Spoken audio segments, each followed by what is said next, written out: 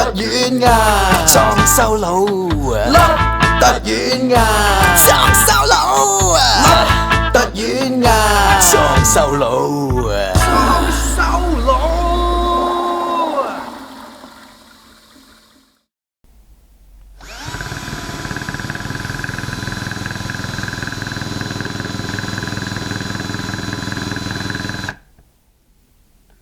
塔咗牙！各位觀眾大家好，我係裝修佬，歡迎收睇今日嘅生活小百科。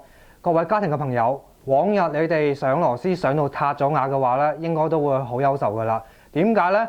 因為塔咗牙嘅螺絲你擰唔入去又擰唔到出嚟，嗰件工件嚟講咧，你可能需要更換嘅。電器嘅話嚟講咧，壞咗又整唔翻啦，咁點算呢？嗱，以前就冇得點樣算嘅，咁今日時勢易咧就唔同咗啦，因為咧就出現咗一啲嘅小工具咧，就可以幫大家解決到呢啲咁嘅問題嘅。大家可能喺網上面咧已經睇過噶啦，嗱就係呢一隻，佢個名叫做 Speed Out， 佢可以幫大家將啲壞螺絲咧就起翻出嚟嘅喎。佢個構造好簡單嘅啫，佢就分開兩邊嘅。大家見到啦，個 Speed Out 嚟講咧，佢一邊咧就係個轉嘴嚟嘅，咁另外一邊咧就係一個反牙嘅螺絲。咁轉嘴嗰邊咧，佢就係用嚟咧將你塔牙嗰個部分嚟講咧，就轉翻闊佢，令到反牙螺絲嗰部分嚟講咧就可以入到去。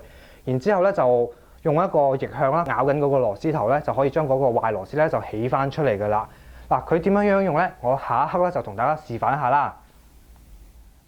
嗱，首先咧我哋咧就將嗰個螺絲嘴嚟講就拆翻咗出嚟啦，跟住我哋將 Speed Out 嗰個轉口位咧就裝入去咯喎。咁我哋首先咧要用佢咧就將嗰個窿咧就塗翻好。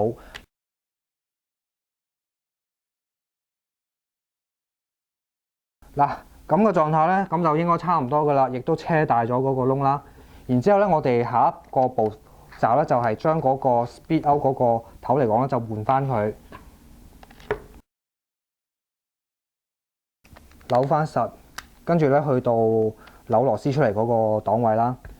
然之後咧，我哋就可以試下得唔得咯喎？咁睇下咯喎，成功咗，壞螺絲冇有怕。嗱，今日嘅生活小百科又到此為止啦，我哋下次再見啦，拜拜。